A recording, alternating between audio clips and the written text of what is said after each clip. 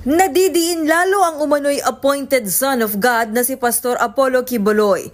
Kumanta na kasi ang matagal ng administrator ng Kingdom of Jesus Christ o KOJC sa California sa Amerika na si Marisa Duenas.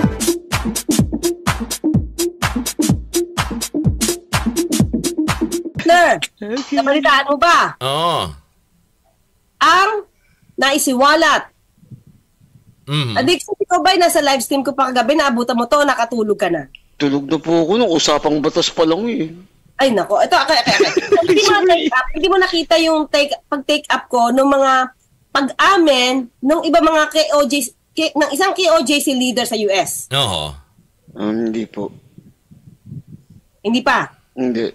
O sige, take upin natin. Kasama ka dito sa discussion. Alrighty. Partner, diniscuss ko to kagabi, pero hindi ko diniscuss kung ano effect nito dito sa kaso sa Pilipinas. Diniscuss ko kasi yung kaso sa US. Okay? Kaya yung title ko, may umamin na Quiboloy, lagot na. Parang ganun eh. Ba? Doon kasi sa US, partner, dalawa na kasi ang umamin. Actually, tatlo na eh. Tatlo na to. Pero syempre, ang malakas ngayon na pag-amin ay yung kay Marisa Duenas. Isa ito sa parte ng KOJC sa US, parang admin to eh. Okay? May unang umamin. Ito malamang nadiktos na dinig mo na to. Di ba, ang unang kaso na nadinig natin na sangkot si Pastor Quiboloy, yung pagdala ng dollars, partner? Oo. Maghapong ikinulong sa Hawaii ang founder ng Kingdom of Jesus Christ na si Apollo Quiboloy matapos matagpuan ng mga otoridad ang undeclared cash sa kanyang private plane na nagkakahalaga ng $350,000. Bukod sa daan-daang libong dolyar, natagpuan din sa private plane ni Quiboloy ang mga parte ng baril. Sa ulat ng Hawaii News Now, isa si Apollo Quiboloy sa 6 na lula ng Cessna Citation Sovereign. Pero bago umalis, sumakay rin sa nasabing plane ng Customs and Border Enforcement agents. At batay sa mga dokumento sa korte, nakita nila ang undeclared cash na lahat ay $100 bills na nakatupi ng maayos at inilagay sa loob ng medyas at saka isinilid sa suitcase. Nakita rin sa loob ng private plane ni Quiboloy ang mga parte na maaring i-assemble na military-style rifles. Isiniwalat din ng isang miyembro na umano ng Waipahu Church na ayaw ipabanggit ang pangalan na nagtungo sa Hawaii si Quiboloy para sa isang concert. Lulan din ang nasabing plane ang nagngangalang Felina Salinas, 47 taong gulang na mula sa Makakilo. Si Salinas lamang ang tanging US citizen na lulan ng nasabing plane. Inaresto si Salinas matapos aminin na mayroon siyang bahagi sa undeclared cash na natagpuan. Sa ilalim ng federal law, ang sino man na may dalang mahigit sa $10,000 sa labas ng bansa ay kinakailangang ideklara ito. Batay sa complaint, $40,000 lamang ang idineklara ni Salinas at hindi ang buong $350,000 na narecover. Sinampahan ng attempted bulk cash smuggling si Salinas. Si Salinas ay isang loyal supporter ni Quiboloy. Ayon kay Salinas, kukuha siya ng kanyang sariling abogado. Pansamantala rin siyang pinalaya matapos magpiyansa ng $25,000. Ang private plane naman ni Quiboloy ay nagkakahalaga ng $15 million at nananatili sa Hawaii. Inaayos na ng federal government para ito ay kumpiskahin. Sumakay na lamang si Quiboloy ng commercial flight pabalik ng Pilipinas. Yung bulk cash smuggling, yun yung unang-unang news. Diba? Nahuli sa plane, sa jet plane, sa jet. Pero may umako. Natanda namin. Yes. Felina Salinas. Inako yun. Kaya pagbalik dito sa Pilipinas, diba, ang laking ano nun, news sa atin eh. Naku, ganun pala si Pastor, ganun pala. So, maliban sa pera, may dala pang mga parts ng rifle. So, may umako, ang umako, yung Felina Salinas na sinasabi ni Arlene Stone na BUGAW. Okay? So, kumaga, ito yung pagdadaanan, sila yung nagtetest kung papasa yung pastorals papunta kay Pastor Quiboloy. Isa to si Felina Salinas. So, at the time na nahuli ito sa Hawaii, na magdadala ng malaking ng dolyar palabas ng Hawaii papuntang Pilipinas, so nahuli sila, mukhang may nagtimbre. Nahuli sila, so inako lahat ni Felina Salinas. Okay? So, since umako si Felina Salinas, lumalabas, si Pastor Quiboloy wala ng kaso, di ba? Kaya nga nakabalik na Pilipinas. Insulated na. Diba? After that, naibalik din yung jet. Remember? Okay, so nabalik. So, ang labas ngayon ng news dito, walang kasalanan si Pastor Quiboloy because ang totoong may kasalanan yung tao niya. And this will end all speculations that he was facing a charge in the USA, that he was detained, that he was deported. Let me repeat, he was not charged, he was not detained, he was not deported. And if there was any miscommunication at all, I think you already have a copy of the court records, right? I think ABS-CBN was able to get it. And if you will study the court records, the name of Pastor Apollo C. Quiboloy does not appear there. There were no gun parts that were stated there. His plane was not sequestered, nor was it impounded.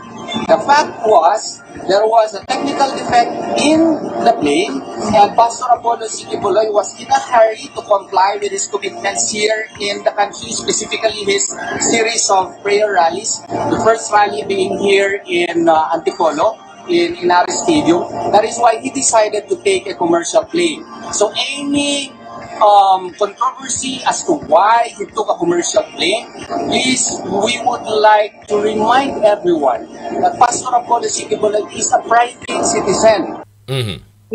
Kasi yun ang umako lahat. Inako lahat. Okay? Naging fall guy. Fall guy. After, siguro mga after 2 months, nakipag-plea bargaining. Ito ngayon yung ginagawa ng mga tao ni Pastor Quiboloy. Nakipag-plea bargaining, umamin sa lesser offense. Okay? Nakipag-plea deal sila. Kasi otherwise, kapag hindi nanatili siyang umamin na yung pera ay kanya, ang laki ng penalty, mahaba ang pagkakakulong, and at the same time, mafu-forfeit yung properties niya sa US. After almost 2 years of going to trial for bulk cash smuggling charges and being an accessory to a crime, Felina Salinas, the Hawaii manager of the Kingdom of Jesus Christ Church, has entered a plea deal with prosecutors, pleading guilty to a lesser charge of making a false statement. In February 2018, Salinas and Pastor Quiboloy were boarding a private jet on Oahu, ready to depart for the Philippines, when Customs and Border Enforcement agents boarded it and found $350,000 in cash, all in $100 bills stuffed inside socks in a suitcase. Salinas, who was the only U.S. citizen on the plane, was arrested after claiming the cash was hers in an effort to protect Quiboloy. But after a thorough investigation, it was revealed that the suitcase belonged to Quiboloy, and he told his driver not to put it on the plane. Under the plea deal, Salinas admitted to lying about owning the cash. And the false statement was that the black suitcase was hers. So ang ginawa ng abogado niya, si Attorney Grit, umamin si Felina Salinas na yung pera, amin ako sa aking false testimony ko, sa false statement ko. So, ibig sabihin, di ba, parang hindi siya nagsabi ng totoo. So, yung subject matter ng false statement na yon ay inako niya na yung pera ay sa kanya. Yung suitcase ay sa kanya. At upon investigation, partner, lumabas na yung suitcase ay hindi kay Felina Salinas, kundi kay Pastor Quiboloy. At umamin lang siya to protect him. May pag-amin, May pag-amin na doon sa Hawaii. Pagdating ng news dito sa Pilipinas, ang dating is, it's a great victory. Kamukha nung ginagawa rin ngayon. Okay? Ayan, great victory for Felina Salinas kasi 30 days lang makukulong. Pero hindi nila binanggit ano yung inamin. Ha? Ano yung dahilan kung bakit bumaba bumaba yung sentensya ng kanyang kaso? Nag 30 days lang yun because inamin niya hindi kanya yung pera. Kaya bumalik yung kaso na bulk cash smuggling against Pastor Quiboloy. So makikita niyo ito sa FBI, most wanted, mukha niya, tapos may kaso doon sa ilalim, bulk cash smuggling. So yun.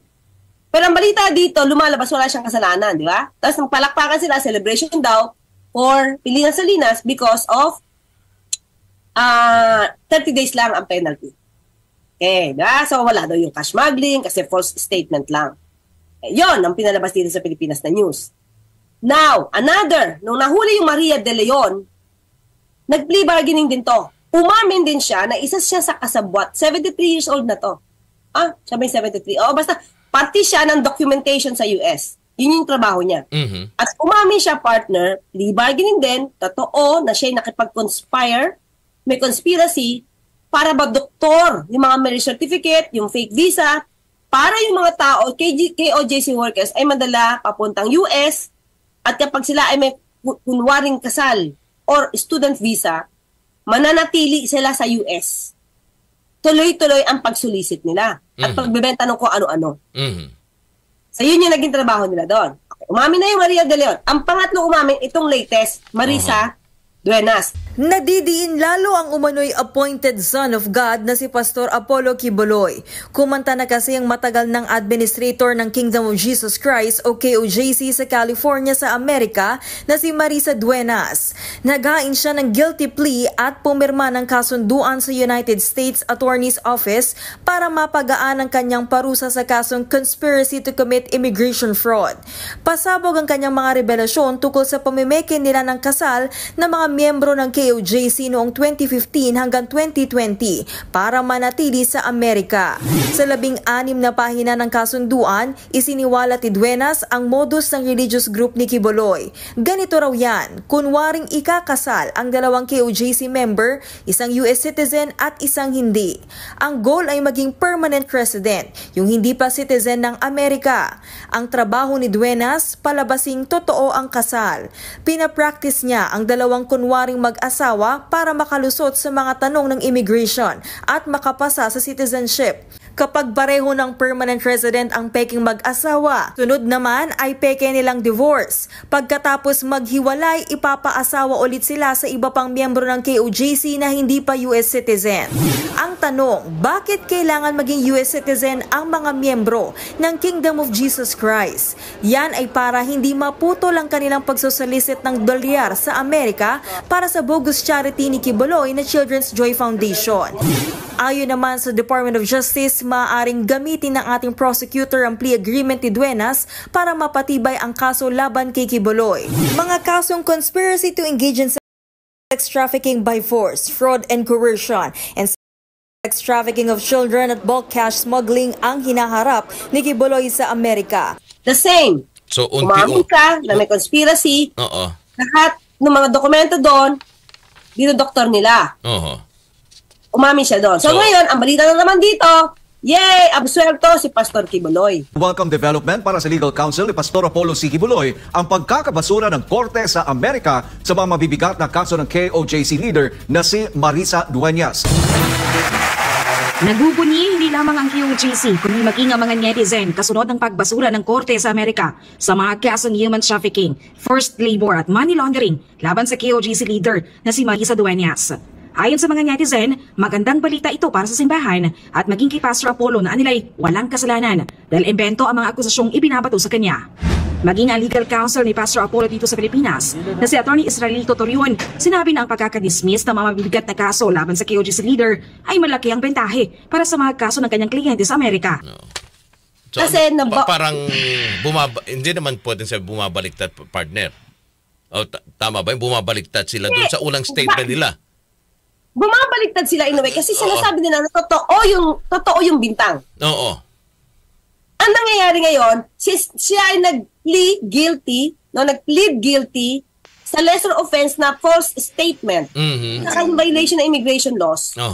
Hindi, ang mangyayari, ang dating sa akin, yung tungkol sa human trafficking, yung mas matataas na crime, hindi na sila ililitis kasi umamin sila dito sa mas mababa. Oo, totoo yan. Ako yung nagdodokumento. Pero hindi ako dapat yung kasuhan na nagpapadala ng tao. Pero yung dokumento, guilty ako dyan.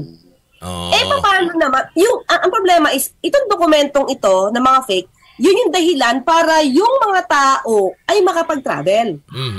At makapag-stay sa US. Okay? So, maliban sa tatlo, wala pang ibang umaamin kasi yung iba wala doon. Yung iba wala sa US. Okay? So, ang tanong dito, ang lumabas ngayong balita dito, yay! Absuelto ang KOJC leader. Without mentioning sinong KOJC leader. When we talk about KOJC leader, Marisa Duenas is also a KOJC leader. So siya, maaaring absuelto siya sa ibang mga kaso kasi umamin siya sa ibang kaso. Siya yun. Si Marisa Duenas yun. Hindi ito si Pastor Quiboloy. Ayun. Ang lumalabas kasi na kwento ngayon dito, di ba? Na ito si Pastor Quiboloy absuelto na dahil sa pag-amin nun. Hindi inamin nga niya yung conspiracy eh. So paano ma-absuelto si Pastor Quiboloy? Di ba? So parang, yung pero, Marisa partner, saan nila pinapalabas itong ganitong klaseng impormasyon na absuelto si Pastor, dito sa Pilipinas o doon sa US yung kaso? Sa Pilipinas, partner. Oo. Pilipinas. Iba yun. Iba yung niya sa US, iba yung dito sa Pilipinas. Pero hindi yun hindi party yun ng mainstream na alam natin pa. Dati silang mainstream pero ngayon hindi na. Okay? So, yun ang lumalabas na para bang, dapat nang iboto si Quiboloy kasi absuelto na. Hindi kasi ang absuelto doon sa malalaking kaso, yung Marisa Duenas, dahil nga, umokay siya doon sa mas maliit na kaso. At hindi si Quiboloy doon, kahit doon sa Amerika. Kung hindi yung... Hindi pa naman napupunta si Quiboloy sa US, paano siya ma-absuelto? Ang inamin is conspiracy with KOJC leaders, and that include Pastor Quiboloy. So, absuelto. So yan ang pinapalabas nila ngayon. Yan ang pinapalabas nila ngayon dito. Sa iboto natin kasi absuelto si Pastor Quiboloy. But in fact, basahin nila muna lahat. Kasi it's ang daming nag-text sa akin, nag-comment sa akin, paki-explain. Sabi ko, hindi ganun yun. Hindi ganun. Can be, di ba? Ang statement is parang absuelto, plea bargaining versus KOJC leader. Teka lang, sino muna yung KOJC leader na yun? Yun yung pinapalabas na news. Hindi. Di ba? Kasi kung absuelto yan, yung mainstream, news na yan. Guilty si Pastor Quiboloy sa US, hindi yun eh. Umamin nga eh. Amen, tapos biglang maba-absuelto yung tinuturo. Labo yun. Tama. Diba?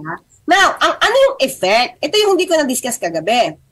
Kasi tinanong ngayon dito, kung may effect ba? Correct. Pag-amin ng mga KOJC, mga ibang KOJC members doon.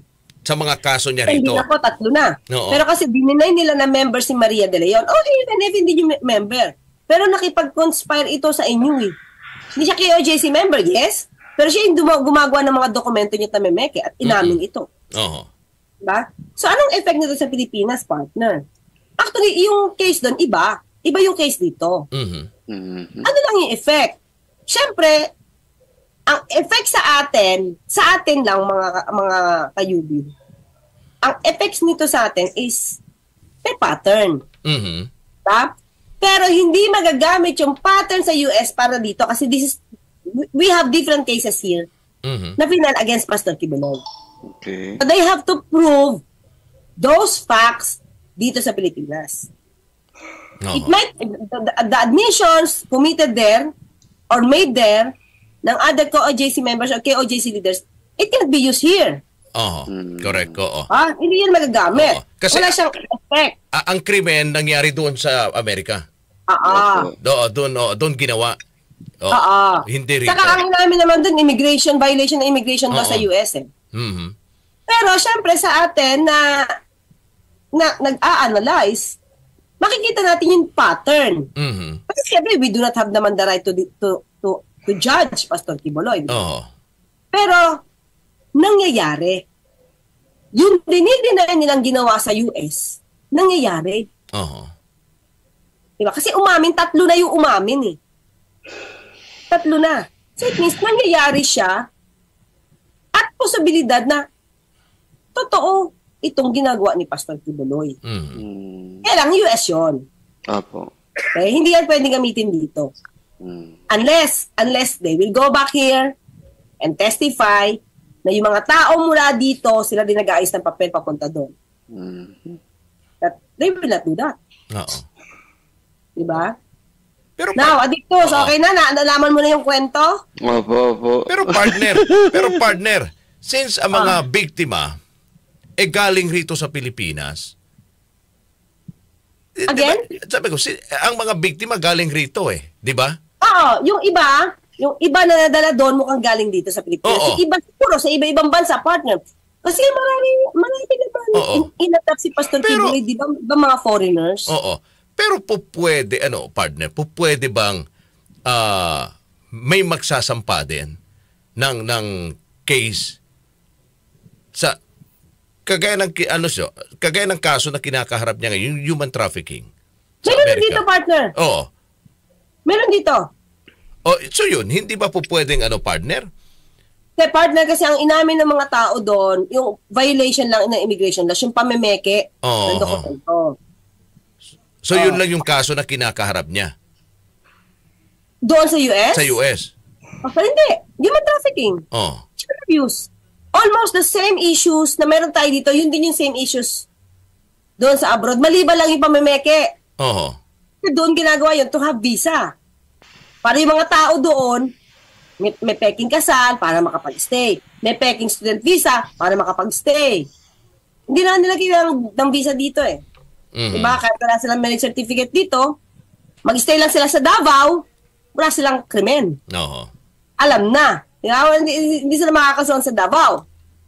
And that's the reason why nagkaroon ng transfer of venue going to Pasig and Quezon City. At tapos inulit pa ng Court of Appeals na hindi pwedeng dinggin ang mga kaso dyan, especially patungkol kay Pastor Kibuloy, kasi malakas ang impluwensya nyo. Kaya nga dinala yan dito eh, sabi ng Court of Appeals, diba? So ang sinasabi mo nga, ginagamit ito ngayon ng mga sumusuporta kay Pastor na para siya ay iboto. Yes, para palitawin na wala ng kaso si Pastor Kibuloy. Sa nalalapit na eleksyon. Yes, and that's the problema, little knowledge is dangerous talaga. Correct. Alam mo, isa sa mga partner, inaabangan natin din, itong mga kung sino-sino magpa-file ng protesta sa COMELEC, partner. Kasi ngayon ang COMELEC, nililinis na nila lahat, di ba, yung listahan ng mga kandidato na para mailagay nila sa yung final list, di ba, ng tatagbo para sa 2025 midterm. But tinihintay pa nila kung sino yung mga may magpa-file ng protest para... Dapat nilang unahin dyan, partner, na sampahan ng protesta. Sa akin, si Pastor Kibuloy, parang wala pa nga ako nakikita kasi hindi pa siya convicted eh. Yung mga convicted, sampahan ng kaso. Tapos, yung mga US citizen, may ibang passport. Dapat unan nilang sampahan ng kaso. Kasi may dating sinampahan ng ganyan, natulog eh. Ayun, nakaupo na. Diba? Nakatulog yung COMELEC. Inupuan sa set. Diba? Hanggang ngayon, yung core warrant to, inuupuan sa set. Inuupuan eh. Nandun pa rin, no? So, anyway, siguro, sino bang pwedeng magbigay ng paglilinaw rito, di ba? Kasi kung yung binabanggit mo nga, kaugnay kay Pastor Kibuloy, yung sitwasyon niya, yung kaso niya doon sa Estados Unidos, umamin yung kaya nabawasan yung kanilang yung bigat ng kaso na kanilang kinakaharap at ginagamit ngayon ng kanyang mga suporta rito at may kasamang panlilinlang, di ba? Ito tweet kasi. Dapat, may ahensya ba o mataas na opisyal na dapat din ito ay mabigyan ng linaw sa taong bayan para at least tulad lang natin. Tayo media, aside from media, I think DOJ. Dapat din siguro magsalita, partner, no? Para at least malinawan din ang taong bayan kung meron silang mga nababasa at naririnig. Especially ngayon, ang tao bukod sa nakukuha nilang balita sa radyo, telebisyon, aktibo din ang tao sa social media. Actually, partner, yung news na ganon na na medyo mali, hindi mo yung makikita sa mainstream talaga. Correct. Normally sa social media lang. Exactly. Tapos kaya pag social media lang at walang backup na news yan, huwag yung paniwalaan eh. Kaya kung may news man, basahing mabuti. Diba? So, yun. Okay. Sige, partner. Ano naman sabi ni Addictus? Mapapabutong hininga lang po talaga ako sa mga balitang to. We're just trying to quantify yung sins ni Kibuloy in terms of maiintindihan ng mga tao. Pero yung sins niya, yung mga kasalanan niya po sa Diyos is very grave. Partner, Lictus. Opo. Latest. Si Garma, para may inamin na patungkol sa Kebongo, patungkol sa mga reward. Okay, alam sa EJK? Opo. Oo, kasi umiiyak kanina eh. Ha? Para sa war on drugs. Latest. Ngayon lang. Breaking news. Very current. Kasi nakatutok pa rin tayo. Kahit nag-YouTube tayo dito, nakatutok pa rin kami sa ano. Breaking news. At least sa atin na lang, nadinig yan, partner, sa atin dito sa UB. You heard it first here. Correct. Ayun. Dapat si Bongo. Sa akin lang po kasi para sa akin, ang dami pong mga ginawang mga mabibigat na kasalanan ni Kibuloy. Tsaka ni former President Digong. Darating po yung point, darating yung day that you will pay for all you did. Be ready for that day. Hindi natutulog ang Diyos. Opo. Ano man yan, hindi yan matatago forever. Opo. Diba? The truth will set them free. Correct. The truth. Opo. No. The truth will send them to ICC. Diba? Opo. Ayan. So, paano mga kalid? Partner? Sige, partner. Eto muna kasi eto may binabasa ko rito yung yung pinag-uusapan nga natin rito tungkol doon sa kaso ni Pastor. Ang sinasabi nga rito, partner, ni sa balita, Kingdom of Jesus Christ said Friday its member who entered into a plea bargain agreement in her cases with Pastor Kibuloy in the United States would not persecute other members of the SEC. Sabi doon ni Marisa Dueñas was committed and dedicated missionary, had never wavered her in loyalty to the mission of the religious group. Galing doon sa kanila yun. Nadinig ko na yan. Kaya. Galing doon sa member ng KOJC yan, or lawyer ng isang ng KOJC. Correct. They will definitely say that. Pero kung hindi ka hindi ka mag-waiver sa yung pagiging yung loyalty mo will not waiver, dapat hindi ka umamin ng conspiracy. Diba? Sinasabi lang niya yun. Lahat ng papel dyan, totoo. No. Sinasabi lang niya yun, partner. Ngayon. Anyway, napakabilis. Actually, hindi naman siya nagsabi nun, isang lawyer na dito. Okay. Sa Pilipinas. Okay? 9:02.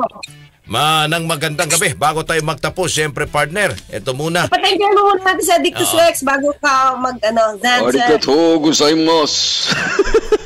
Thank you. Maraming salamat. Maraming salamat din po. Hanggang sa susunod na Biyernes, Addictus. Sige po, next week. Happy weekend. Happy weekend. Maraming salamat. At talaga to si Addictus. Mama, chup-chup. Ayun. May muwa-muwa pa. Chup-chup. Pero magaling. Oo.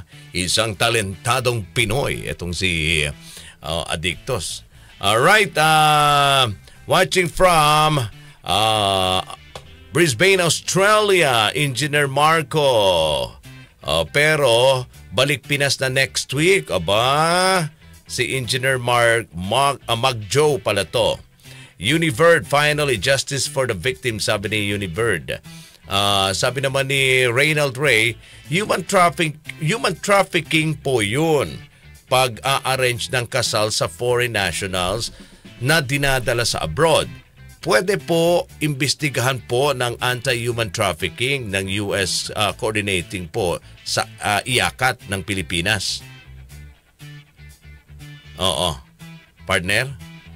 Ayun. Partner, ang sabi kung pwedeng imbestigahan dito? Oo. Sabi ni Reynald Ray. Actually, wala tayong jurisdiction doon eh. Nangyayari kasi yun sa US. Oo. Pero syempre, sabi ko nga, in a way, connected siya kasi kung ang dinadala doon ay mga Pinoy. Oo. Galing dito. Mm-hmm. Okay? Pero sabi ko, yung admission doon, hindi yun magagamit dito sa Pilipinas kasi doon inadmit yun. Unless yung mga taong biktima na dinala doon tapos ginamit itong fake na dokumento, magte-testify dito, pwede yun. Pwede yun. Okay. So it's me, Ian Joey, mabagal kasi umusat ang batas dito sa bansa, sabi pa niya. Sa Lunes, magkita't magkarinigan tayo. Ako pa sa Tony Claire Castro, papalala, magtulugan, inyong karapatan. At Radyo Man Rod Marcelino.